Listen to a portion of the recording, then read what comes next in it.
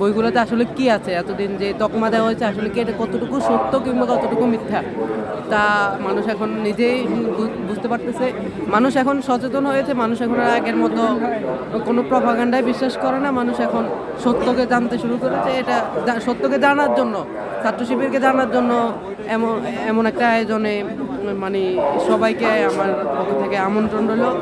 আর ছাত্র শিবির যে একটা আদর্শিক সংগঠন, ইসলামী মূল্যবোধের ভিত্তিতে যে আল্লাহ জমিন আল্লাহর দিন কায়েমের এই কাফেলা যে শিক্ষাঙ্গনগুলোতে ছাত্রদের মাঝে যে কাজ করছে, এ হচ্ছে ইসলামী ছাত্র শিবির।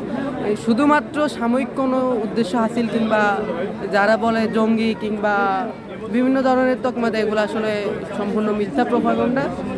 এবং ছাত্র শিবিরের যে প্রকাশনাগুলো রয়েছে, বিভিন্ন ধরনের সাহিত্যগুলো রয়েছে, এগুলোর মাধ্যমে আপনারা সকলে জানতে পারবেন যে কীভাবে ছাত্র শিবির কেমন সংগঠন।